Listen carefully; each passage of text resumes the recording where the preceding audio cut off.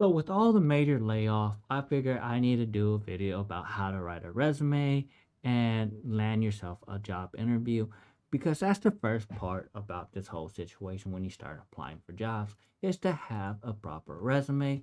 Now, people will like to write a generic resume just like this one and submit it to every single job and try to get the job. At the end of the day, you can do that for 5,000 jobs, but and you not get a single call because you need to understand that companies are starting to use AIs or systems to filter out these resumes. So if they don't match up with the job posting, guess what? You just won't get the job or you won't even get the interview. So, how to write a resume and stand out. First, you need to tailor the resume for the job description you want. That means every single job that you have in there, you want to go through and match it with the job position that you want.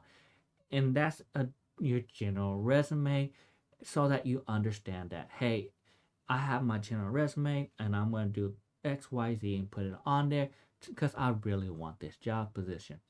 So the very first thing is tailor your resume to fit the job description. After sending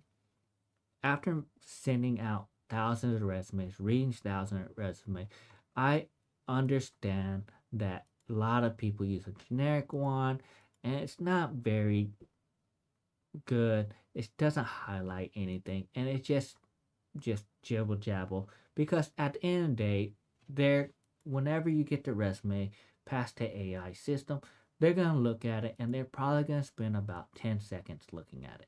And that's all I did to look at resume, and I'm not the only person that do this.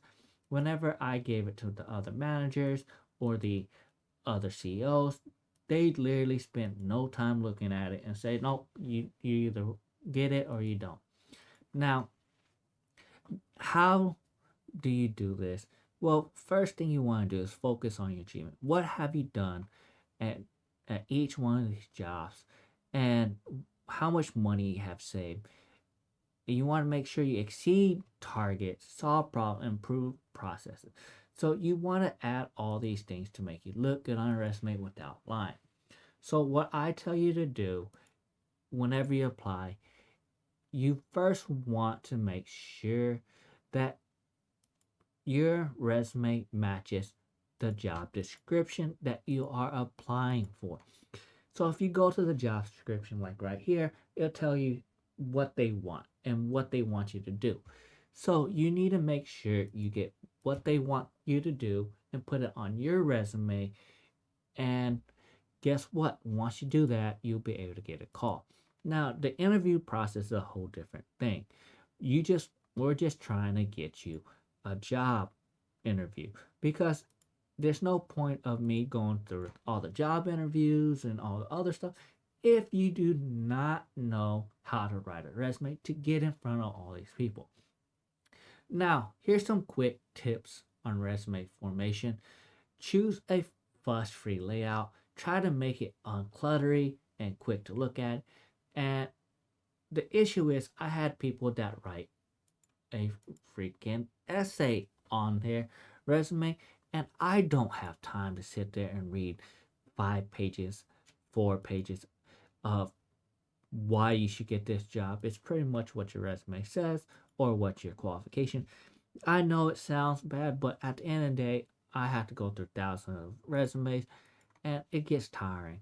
So the key to it is you also need to make sure it's not too small size. I know people will have want to put everything on 2 or 3 pages, but at the end of the day, if you make it a size 5 font, size 4 font, no one's gonna want to read that. It's just too small and you're gonna be looked over. So there's a certain format you want on your resume, and you want to make it no smaller than 10-point format. You want to aim for 2 or 3 pages, count how long your work experience is. And the other things you want to make sure, ensure your name and contact detail is on your resume. And then include the career summary in your professional profile. I really like that because then I can read what you generally did in your whole career, how much projects, what you've done, and that speeds up the process of you getting hired. And then for each company, you want to put, you know, the company name, job title, date, start and stop, and your scope of responsibility. And this is where I tell you to get the qualification from the job posting and start trying to make sure it matches up in those areas, because sometimes you put things in there that is pointless. So once you do all that, you understand, and try to do it as in bullet points and not in this long essay, because it makes a headache. I give you an example. I was a department head. I end up saving $50,000 from procedure and processes by removing XYZ. Done. And then you just move on to your next one. So you just need to make it very clear, very concise, and make sure you understand, you follow up with your understanding and knowledge on each one of these things. So let's talk about the 6 tips to use from a CEO standpoint. Make it be spoken. So focus all the content purely on the industry you're targeting and nothing else. Target that job.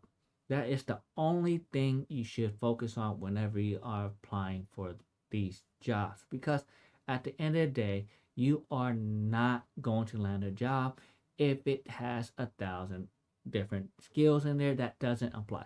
Yes, I understand that you have the skills, but you can say that during the interview. But whenever you're trying to get the job interview, you want to make sure you make it be very simple, very easy towards that job field. You don't want to add everything else. You can add the job on there so you don't have any gap, but just make sure you don't add a ton of different things. And the number 2 tip is champion your achievement. So you want to write your achievement in the overall statement in the first part and make it very brief and show all your achievement.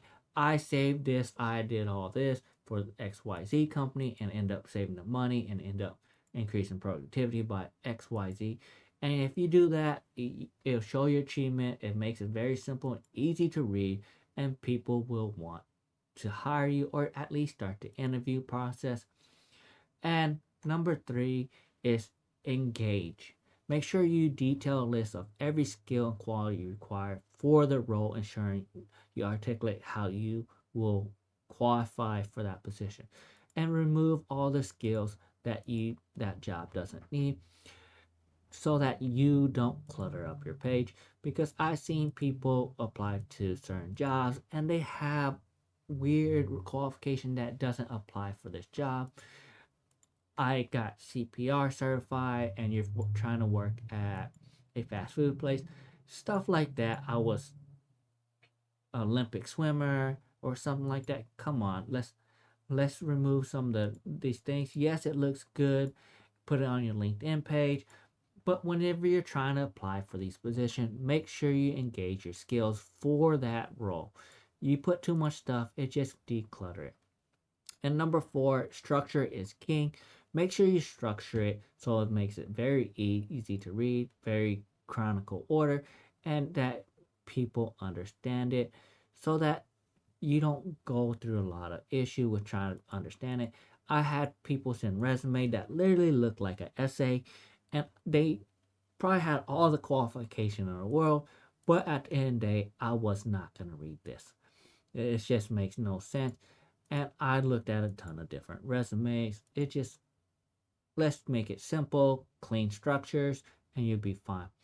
And number 5 is format appropriation. So the format appropriation, make sure it's very professional. You can't believe some of the stuff they put on resume, and they apply for these high achievement roles, and they have slang in there. They have inappropriate languages. So make sure you're formatted. There's a certain format for a resume, and if you can follow that format, you can more likely get it. And number 6 is keep it brief, be clear, concise, and keep it relevant. So at the end of the day, what can I tell you to get this job or get an interview? go to the job post, get the description of the responsibility, and pretty much not copy and paste it, but get the skills off of there that you qualify for and put it on your resume, because when they filter through it, they see how well you match up with the job posting. And if you do that, you'll get more interviews. Now, I'll tell you do it on all of them, but doing on your most recent job will help you out better. And that's all I got for you. That's how you write a proper resume and get a job interview. Now, like and subscribe to my channel, and that's all I got for you.